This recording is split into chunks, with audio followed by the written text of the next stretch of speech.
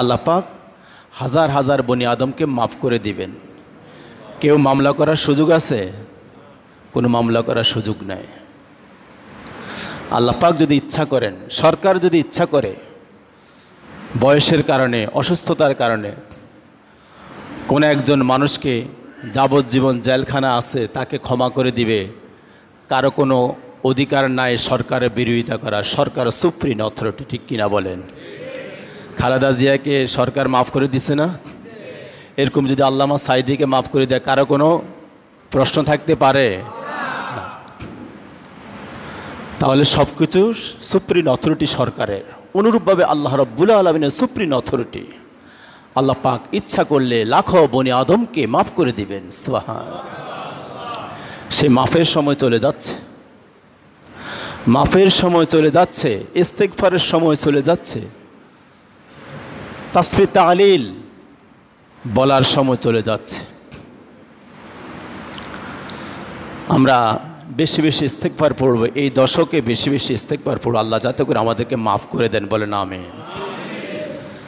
হয়তো আবু বকর সিদ্দিক রাদিয়াল্লাহু তাআলা আনহু বিশ্বনবীকে বললেন, ইয়া রাসূলুল্লাহ, আমাকে এমন একটা ইস্তেগফার শিখাই দেন যাতে করে আল্লাহ পাক আমাকে মাফ করে দেন, আল্লাহ পাক আমার জীবনের গুনাহগুলো মাফ করে দেন, আমি যাতে করে আর কিছুর জন্য আসতে হয় না। বিশ্বনবী মুহাম্মদুর রাসূলুল্লাহ সিল্লাই বলেন সাল্লাল্লাহু আলাইহি ওয়াসাল্লাম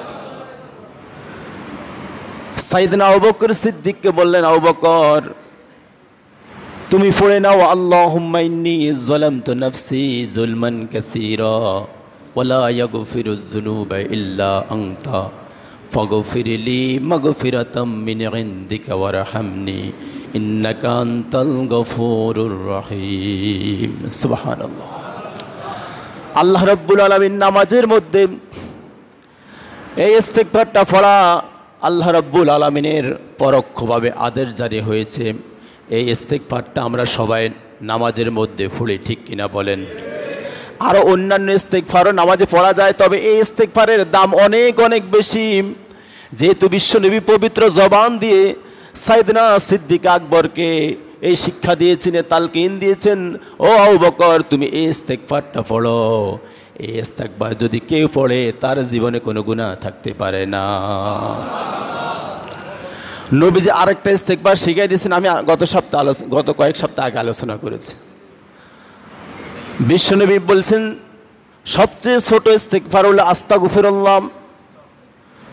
যদি ইস্তেগফারের অভ্যাস যদি কোনো বান্দা করতে পারে, আল্লাহ রাব্বুল আলামিন তার জীবনে কোনো গুনাহ রাখতে পারে না। যেহেতু আল্লাহ হলেন রহমান, আল্লাহ হলেন গাফফার, বান্দা হলো গুনাহগার। বান্দার গুনাহ চাইতে আল্লাহর গাফফারের ক্ষমতা অনেক বেশি, অনেক বেশি না? তা আমরা যদি হাত পা ছেড়ে দিই, গাছের মাথায় উঠে যদি হাত পা ছাড়ে দিই, তাহলে এই ব্যক্তিকে গাছ থেকে পড়ে অ্যাক্সিডেন্ট হবে না? হবে কি না বলেন? হবে। আমরা গুনাহ করব, আল্লাহ পাক আমাদেরকে শরীরে গুনাহ করার চাহিদা দিয়েছে। ফেরেশতারা গুনাহ করতে পারে না। ফেরেশতার সঙ্গে বান্দার সঙ্গে বনি আদমের সঙ্গে কিছু কথা কাটাকাটি হয়েছে। তোমরা গুনাহ করো কেন?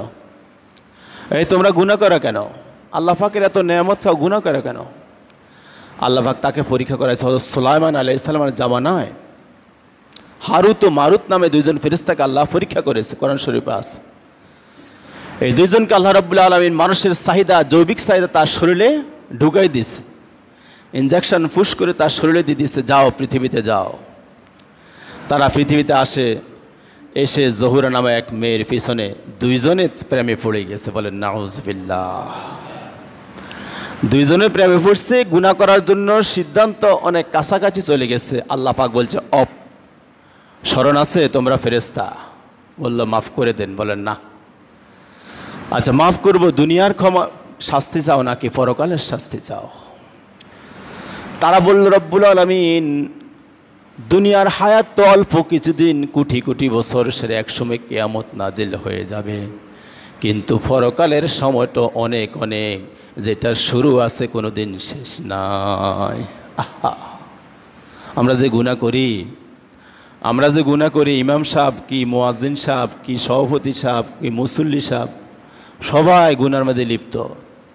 আমি ইমাম সাহেবকে এত সইনি, এত সুফিনি কি আমি? না, গুনাহ করতেছি কিন্তু ক্ষমা চাইতে হবে, কারণ পরকালে জীবন অনেক অনেক লম্বা।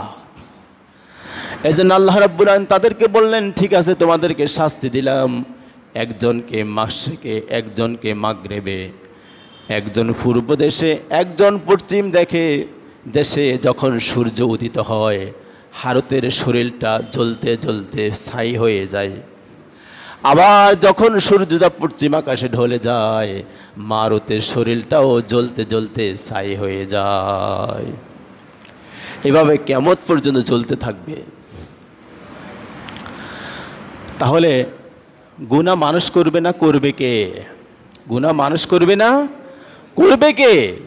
কিন্তু ক্ষমা চাওয়ার মধ্যে আল্লাহ পাকের অত্যন্ত প্রেম ভালোবাসা। যে বান্দা বেশি বেশি মাফ চায় ওই বান্দাকে আল্লাহ বেশি ভালোবাসেন। যে বান্দা বেশি বেশি মাফ চায় আল্লাহ পাক তাকে বেশি বেশি ভালোবাসে। এই জন্য বলিয়েন না হুজুর তাহলে যেহেতু আল্লাহ বারবার মাফ করব তাইলে গুনাহ সারাক্ষণ করতে থাকি, করবো কি না? না, আল্লাহ যদি দেখে কিরে গেতে বেয়াদব, দুনিয়ার বিচারে গিয়ে যদি বেয়াদব হয় আল্লাহর বিচারে গিয়ে বেয়াদব হয়ে যাব। কেমন? বেয়াদবের শাস্তি কি একটু বেশি না? একটু বেশি না? মনে করেন 10 বেদ দেয়, এতারা 10 বেদ অতারা বেদ দেয়, এতে একটু বেয়াদবি বেশি করছে, এই জন্য এতার বেতের মাত্রাটা একটু বেশি হয়। যখন বিচারকে দেয় তখন কোথায় দেয়, কলস কলস করে মারে, ঠিক কিনা? তদ্রূপ আল্লাহ পাকের যদিও গাপ্পার, কিন্তু দেখেন যে এর ভিতরে গুনার চাহিদার পরে ক্ষমার চাহিদা আছে।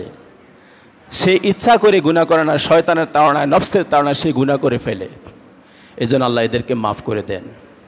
বলেন সুবহানাল্লাহ। এক আল্লাহর বান্দা 80 বছর আল্লাহর ইবাদত করছে।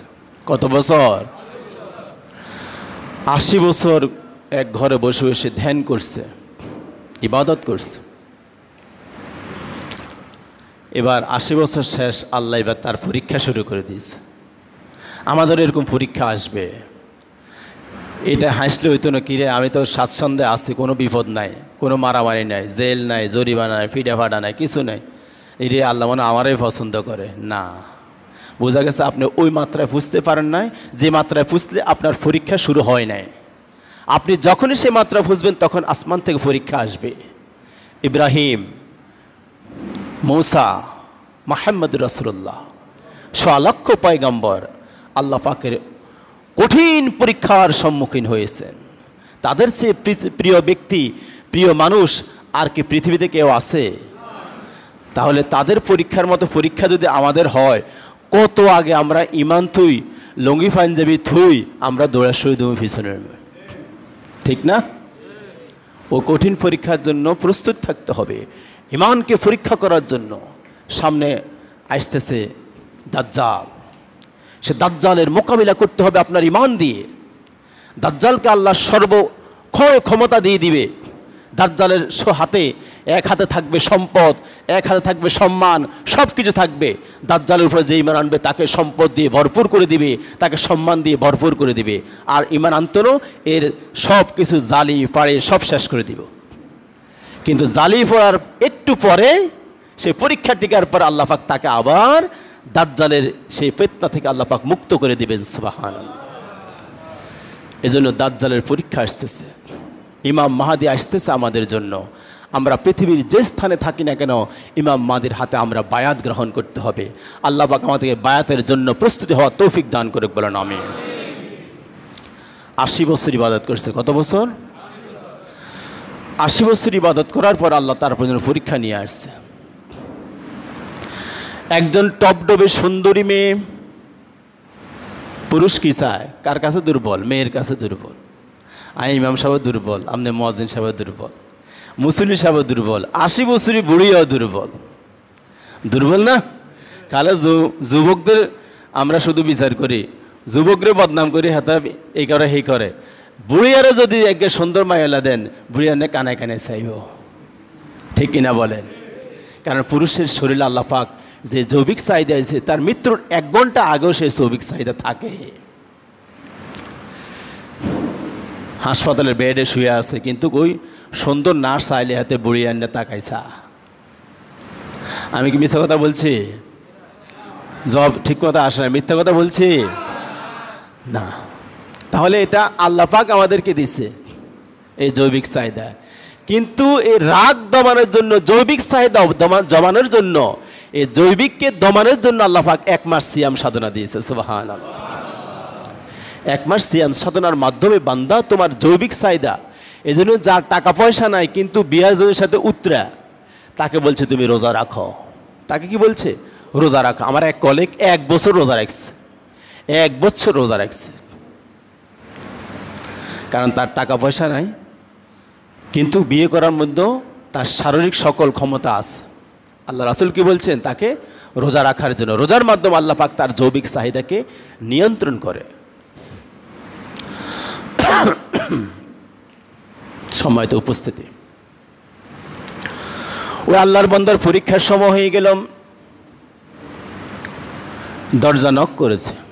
ঘটনাটা আমরা অনেকে জানি, আমি আরো অনেকবার বলছি। দরজা নক করছে, ওই আল্লাহর বান্দাম এত বেশি আল্লাহর প্রেমে মগ্ন, এত বেশি আল্লাহর প্রেমে মগ্ন, সিজদায় পড়ে আছে। এখানে কে নক করেছে কে করে নাই দেখার মতো তার সে চাহিদা নাই। আজকেও সেই মহিলা চলে গেলাম, পরের দিন আবার দরজা নক করলাম। এবার সে চিন্তা করলো কে নক করেছে, একটু যেয়ে দেখি।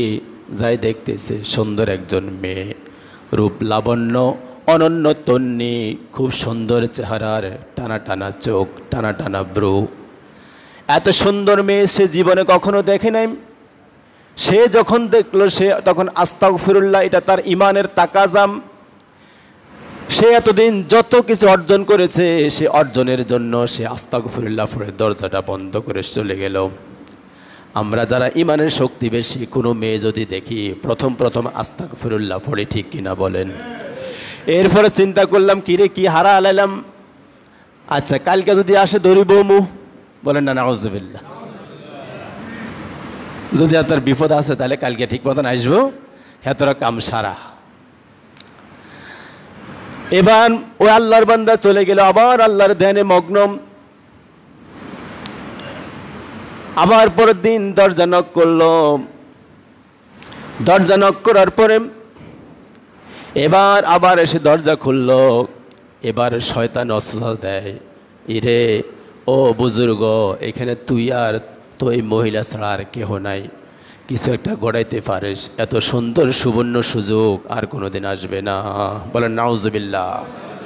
এরকম সুযোগ জীবনে অনেকের আসছেনি, বলেন অনমাতে না। এরকম সুযোগ আসছেনি?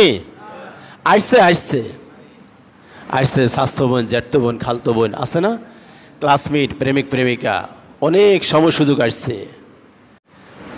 যারা নিজেকে রক্ষা করতে পারছেন তারা লাকি। তারা কি লাকি? তারা ছক্কা ফিরে দিছেন। আর যারা নিজের যৌবনকে সাধারণ একটা মেয়ের কাছে হারাই দিছেন, তার সারা জীবনে একটা কান্নার ব্যবস্থা হয়ে গেছে, একটা কান্নার ব্যবস্থা হয়ে গেছে। চোখ বন্ধ করে দেখুন না কে কয়টা গুনাহ করছেন। এই রমজান হলো সুবর্ণ সুযোগ ক্ষমা চাওয়ার। এমন কোনো বাপের বেটা নাই যে গুনাহ করে নাই। আল্লাহ আমাদের সবাইকে মাফ করে দেখ, বলেন আমিন। 3 বার ইস্তিগফার পড়েন, আস্তাগফিরুল্লাহ, আস্তাগফিরুল্লাহ, আস্তাগফিরুল্লাহ। এই ইস্তিগফার পড়ার সময় অন্তরে অন্তরে গুনার কথা চিন্তা করবেন। শুধু ঠোঁটের আগে আস্তাগফিরুল্লাহ, আস্তাগফিরুল্লাহ, আস্তাগফিরুল্লাহ, সুবহানাল্লাহ, সুবহানাল্লাহ, সুবহানাল্লাহ, এগুলো পড়লে কোনো কবুল হবে না। বলতে হবে হৃদয় থেকে, আস্তাগফিরুল্লাহ, আল্লাহ মাফ করে দেন। সুবহানাল্লাহ, আল্লাহ তোমার পবিত্রতার ঘোষণা করছে। আলহামদুলিল্লাহ, আল্লাহ তোমার নেয়ামতের প্রশংসা করছে। আল্লাহু আকবার, আল্লাহ তোমার চেয়ে বড় আর কেহ না।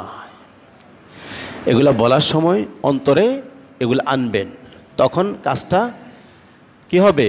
100-এ 100 কবুল হয়ে যাবে। এবার বুজুর্গ তৃতীয় দিন দরজা খুলে যখন দেখলো শয়তান অসসা দিল,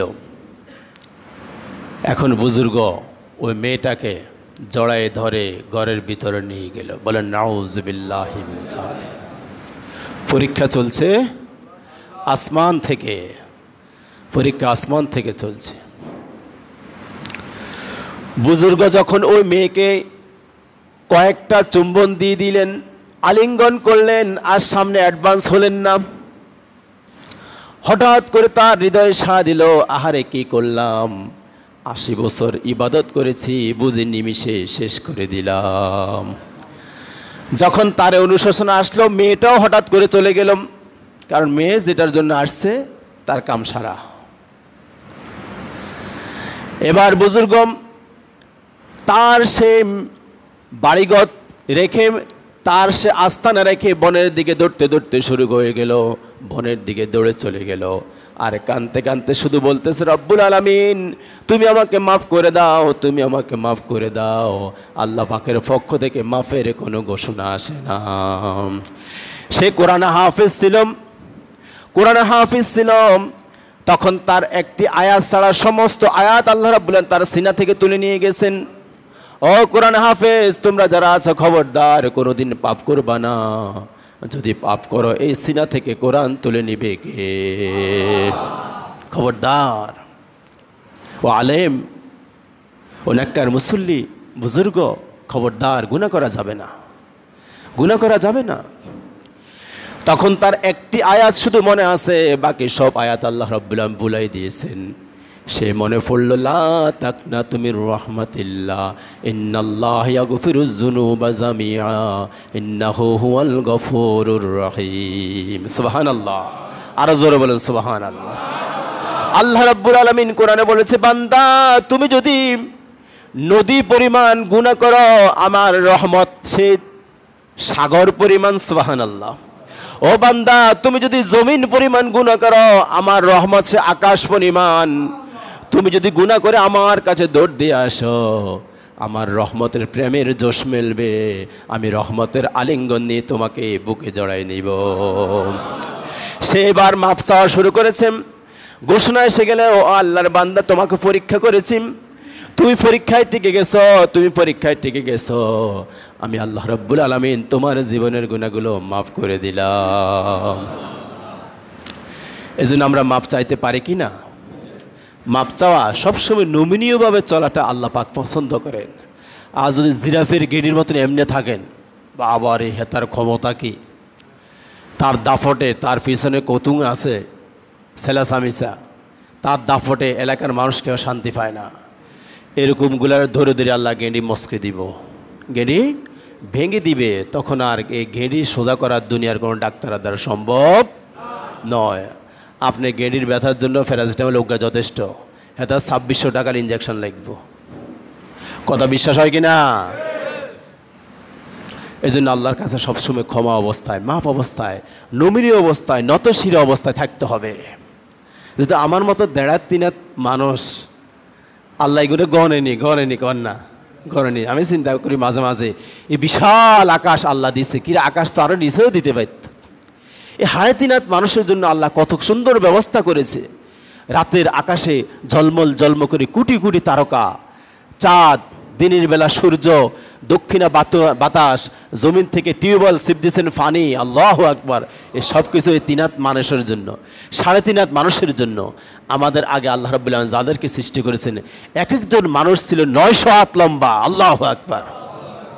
বিশ্বাস হয় কি না? 900 হাত লম্বা। আদ সামুদ জাতি, আদ ও সামুদ জাতি, তাদের দৈর্ঘ্য প্রস্থ কত বিশাল ছিল। তাদের হায়াত ছিল 1000 বছর, 2000 বছর হায়াত পাইত। নিজেরা হাত দিয়ে পাহাড় কেটে ভিতরে থাকার ব্যবস্থা করতেন, বিশাল বিশাল পর্বতের ভিতরে। তো তাদেরকে আল্লাহ, তারা নাফরমানি করার কারণে তাদেরকে ঘূর্ণিঝড়, সিডর, সাইক্লোনে ফেলে আল্লাহ পাক পাহাড়ের সঙ্গে ফিরে এদেরকে মেরে দিয়েছে। আর আমাদের মতো 3.5 মানুষ, এই উদ্দে হইলে হতো কেউ 5 ফুট 6 ইঞ্চি, 7 ফুট বা 6 ফুট পর্যন্ত হয় বর্তমান সময়ে। এই 6 ফুটওয়ালা মানুষ আর কোনা 900 হাত লম্বা। একটু চিন্তা করেন না, তাদেরকে আল্লাহ সাথে সাথে ধরা দিয়েছে। কিন্তু এই 3 হাত মানুষকে আল্লাহ রাব্বুল আলামিন অনেক শ্রদ্ধা করেন, অনেক পছন্দ করেন তার আখির নবী মুহাম্মদ রাসূলুল্লাহ সাল্লাল্লাহু আলাইহি সাল্লামের কারণে। এজন্য আল্লাহ রাব্বুল আলামিন আমাদেরকে সাথে সাথে কোনো গজব আমাদের উপরে আনেন না। অনেক পরে যখন আমাদের পাপ গাবিন হয়ে যায়, তখন আল্লাহ আর ছাড়েন না। কারণ তুই একজন পাপীর কারণে আমার নেককার বান্দার কষ্ট হচ্ছে। ঠিক কিনা বলেন? আমার সভাপতি সাহেব বলছিল এলাকাতে অনেকে নাকি বিদেশ থেকে ঢাকা চট্টগ্রাম থেকে আসছে, জেলার বাইরে থেকে আসছে।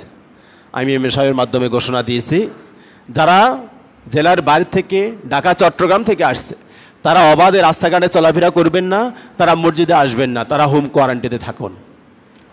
যেহেতু আপনি হোম কোয়ারেন্টাইনে থাকে, এটা আল্লাহ রাসূলের নির্দেশ। ঠিক কিনা বলেন? আল্লাহর নবীর নির্দেশ।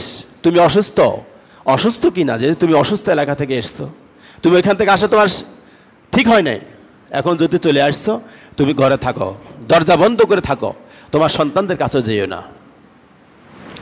তাহলে তুমি এলাকার বাইরে বেরোতে পারবে না, কোনো এলাকার মানুষ তার কাছে যেতে পারবে না, সুতরাং সেই ঘরে থাকতে হবে। আমার এই ঘোষণার সাথে কারো কোনো মনোকষ্ট থাকতে পারে কিনা? যেহেতু আল্লাহ রাসূলের নির্দেশ এবং সরকার প্রধানের নির্দেশ। শুরু করে চলে আসছো, ঘরে থাকো, ঘরে বসে ইবাদত করো। এবং ঈদগাহের মাঠও আসবে না, তারা ঈদগাহের মাঠও আসা দরকার নেই।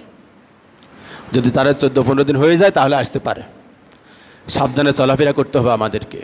সম্মানিত হাজরিন, আমি আলোচনার শুরুতে ভাবছি আজকে আলোচনা করবেন, আমি খুব অসুস্থ, গত রাত্রে থেকে আমার আবার জ্বর আসছে। আমি ইমাম সাহেবকে ফোন করছিলাম 3 বার, ইমাম সাহেব ধরে নাই, এজন্য আমি চলে আসছি। আল্লাহ পাক আপনাদের দোয়ার বরকতে কিছু কথা বলার তৌফিক দান করেছেন, বলেন আমিন। আল্লাহ পাক যাতে আমাদের সবাইকে সুস্থ রাখেন, বলেন আমিন। প্রিয় হাজরিন, আমি ছোট্ট একটি আয়াত পড়েছি এবং 1-2টি হাদিস পড়েছি। এই হাদিসগুলো তর্জমা করে আলোচনা শেষ করতেছি। বিষ্ণুনবী বলেছেন, রগেমা আনফুন রাজুলিন দাখালা আলাইহি রমাদান সুম্মান সালাখা কাবলা আইয়াগফিরা লাহু। রগেমা আনফুন রাজুলিন, আনফুন বলা হয় নাককে। রগেমা অর্থ হলো আরব দেশের মানুষেরা কোনো কিছু বললে, অভিশাপ দিলে বলতো তোর নাক ধুলায় মলিন হোক, তোর নাক ধুলায় মলিন হোক, তোর নাকের মাঝে মাটি লাগুক। তাদের গালে ছিল এটা। বিষ্ণু বলেছেন রাগেমা আনফু রাজুলিন, ওই ব্যক্তির নাক ধুলায় মলিন হোক, অর্থাৎ সেই ব্যক্তি ধ্বংস হোক, তার উপরে গজব, তার উপরে লানত।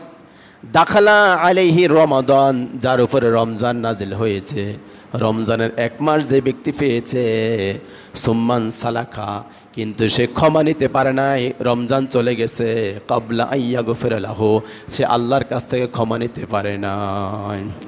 সময় পার হয়ে গেল, 1 মাস পার হয়ে গেল, সে আল্লাহর কাছ থেকে ক্ষমা নিতে পারে নাই। সে কতটুকু ক্ষমা নিয়েছে সে নিজেই বুঝে। আমি কি গুনাহ করছি, আকাম করছি না কাম করছি বুঝি না? একটা মানুষ সব কিছু বুঝে, খাওয়া দাওয়া যদি বুঝে, স্ত্রী সন্তান যদি চিনে, তাহলে এটাও চিনে যে আমি কতটুকু গুনাহ করছি, কতটুকু নেক কাজ করেছি। ঠিক কিনা বলেন? এজন্য নবীজি বলেছেন ওই ব্যক্তি ধ্বংস হয়ে যাক যে ব্যক্তির উপর রমজান কাটে গেল কিন্তু সে আল্লাহর কাছ থেকে মাপ নিতে পারে নাই। নবীজি বিশাল একটা হাদিসে বলেছেন, হাদিসটা আমরা অনেকে জানি। বিশ্বনবী মদিনা মুনাওয়ারায় মসজিদ নববীতে নবীজি এই মিম্বারের মাঝে পা রাখতেছেন। 3টা মিম্বার ছিল, 3টা মিম্বারে 3 বার নবীজি আমিন বলেছেন। ঠিক কিনা? জানি তো, অনেকে জানি তো। নবীজি 3 বার আমিন বলেছেন। সাহাবায়ে কেরাম বলে, রাসূলুল্লাহ আমিন বলার কারণ কি? অগনবী আপনার আমিন বলার কারণ কি? নবীজি বলল, আমি যা দেখি তোমরা তা দেখো না, আমাকে আল্লাহ পাক যা শোনায় তোমাদেরকে তা শোনায় না। এইমাত্র জিবরাইল আসলাম, 3টা বিষয়ের সিদ্ধান্ত আল্লাহ রাব্বুল আলামিন নিয়েছেন। আমি নবীর মুহাম্মদের অপেক্ষা করেছে, আমি যদি সিদ্ধান্ত দিয়ে দিই আল্লাহ রাব্বুল আলামিনের সিদ্ধান্ত একসাথে হয়ে যাবে। বলল, ইয়া রাসূলুল্লাহ সেই 3টা সিদ্ধান্ত কি, একটু খাস করে বলুন। বলল, ওগো আমার সাহাবায়ে কেরাম, 3 জন ব্যক্তির সম্পর্কে আল্লাহ রাব্বুল আলামিন 3টা সিদ্ধান্ত নিয়েছে। একটা হলো কোন ব্যক্তি তার রাসূল সাল্লাল্লাহু আলাইহি সাল্লামের নাম শুনেছে। কি শুনেছে? মুহাম্মদ সাল্লাল্লাহু আলাইহি সাল্লামের নাম শুনেছে, কিন্তু তার উপরে দুরূদ পড়ে নাই, সাল্লাল্লাহু আলাইহি সাল্লাম পড়ে নাই, বেশি বেশি আল্লাহুম্মা সাল্লি আলা পড়ে নাই। এই ব্যক্তি ধ্বংস হয়ে যাক। আমি চিন্তা করলাম যে নবীর প্রেমে আল্লাহ রাব্বুল আলামিন কুল কায়নাত সৃষ্টি করেছে, ওই নবীর জন্য যদি এই বখিল উম্মতরা যদি দুরূদ না পড়ে, এর মতো বখিল উম্মত আমার কোনো দরকার নাই। আমি বললাম আমিন। কত কঠিন কথা। একটু দেমাগ দিয়ে চিন্তা করুন, কত কঠিন কথা আল্লাহ পাক বলছে এর ব্যাপারে, এই ধ্বংস হোক। আমার নবী বলছে রাহমাতাল লিল আলামিন, জীবনে কোনোদিন কাউকে বদদোয়া দেয় না, কিন্তু এই 3 ব্যক্তির শানে বদদোয়া দিয়ে দিছে। নবী বলছে ঠিক আছে আমিন। তাহলে আমরা নবীর শানে বেশি বেশি দুরূদ পড়বো না? সবাই বলেন না, পড়বো কিনা? সবাই পড়বো তো? বলেন মুহাম্মদুর রাসূলুল্লাহ সাল্লাল্লাহু আলাইহি ওয়াসাল্লাম। আরেকবার বলেন মুহাম্মদুর রাসূলুল্লাহ সাল্লাল্লাহু আলাইহি ওয়াসাল্লাম।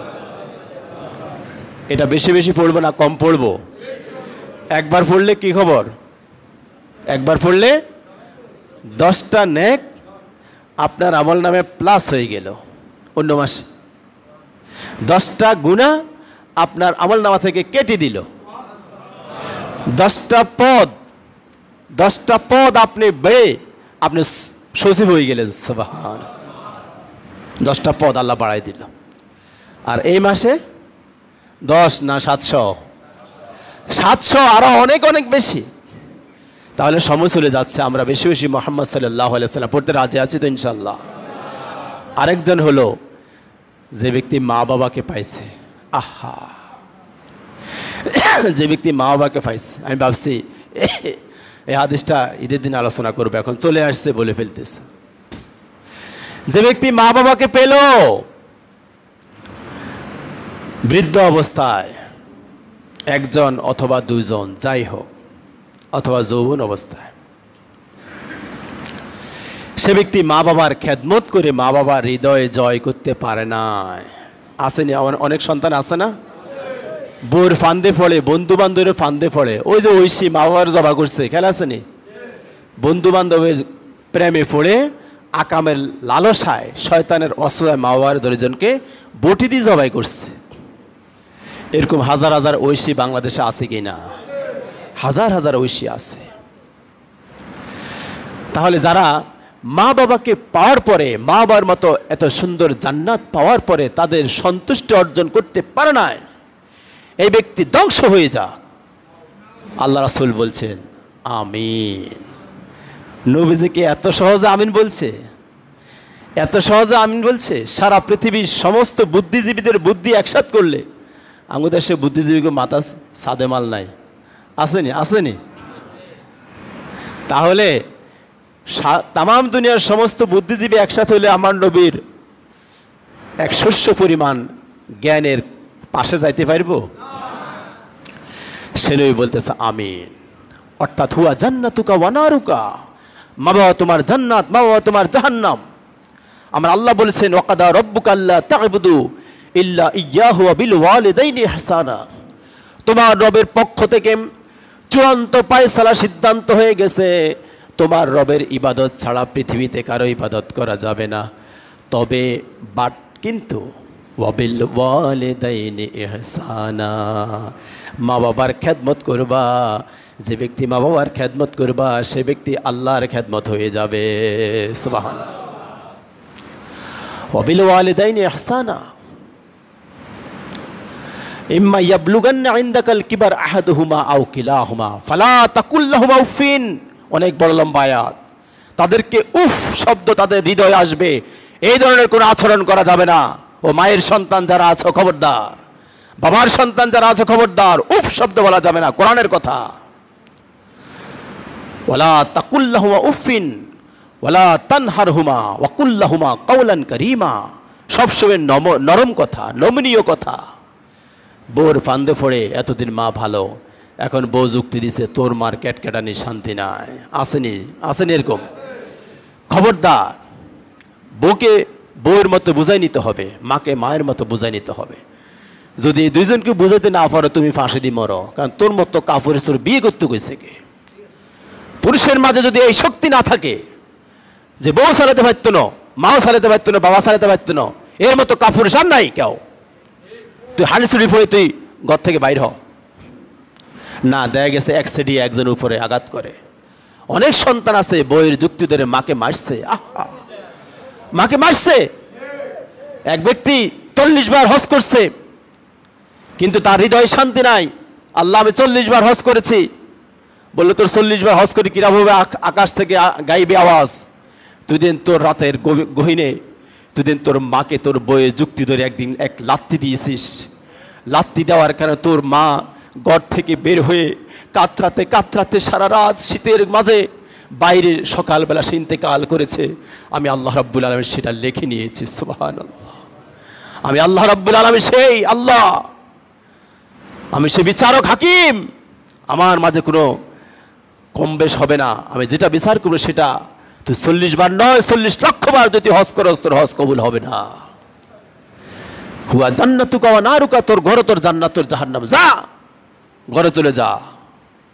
খবরদার বাবার সঙ্গে ক্যাটক্যাট করবা না। ও যুবক ভাইরা, তোমাদের রক্ত গরম, সাবধান। তোমার এই রক্ত গরমকে, তোমার রাগকে যদি তুমি দমন করতে পারো, তোমার মর্যাদা আর মুসা আলাইহিস সালামের মর্যাদা সমান। সুবহান। তোমার মর্যাদা ইব্রাহিমের মর্যাদা সমান, তোমার মর্যাদা আইয়ুবের মর্যাদা সমান। পারবো তো ইনশাল্লাহ। আরেকটি কথা, যে ব্যক্তি রমজানকে পাইছে কিন্তু আল্লাহর কাছ থেকে মাপ নিতে পারে নাই, আমার রাসূল চিন্তা করলো এর মতো জালিম, এর মতো জাহিল জানোয়ার এই জমিন আর থাকতে পারে না। রমজান মাসে যে পাপ করে তার মতো জাহিল জানোয়ার আর থাকতে পারে কিনা বলেন?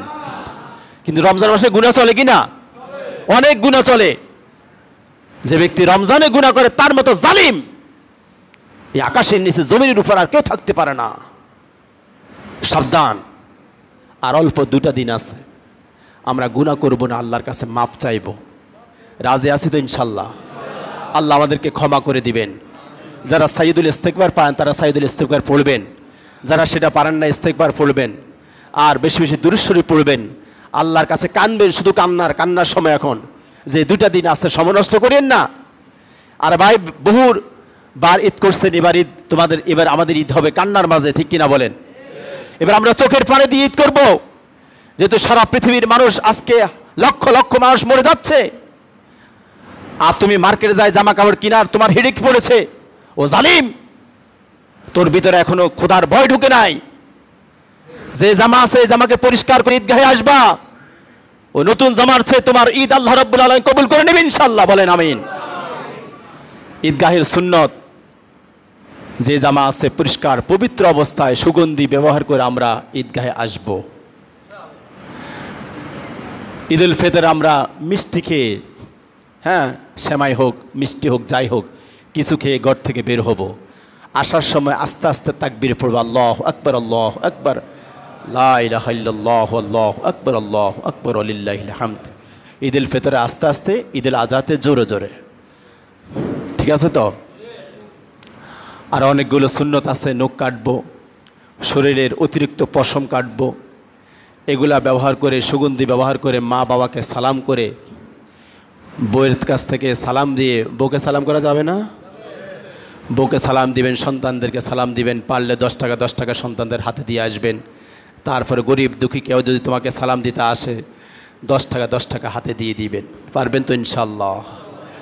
আমার আপনার ঈদ, আমার আপনার রোজা, আমার আপনার সকল ইবাদত কবুল করে নিবে কে? আল্লাহ আমাদেরকে কবুল করুক, বলেন আমিন। ওয়া আখির দাওয়ানা আনিল হামদুলিল্লাহি রাব্বিল আলামিন।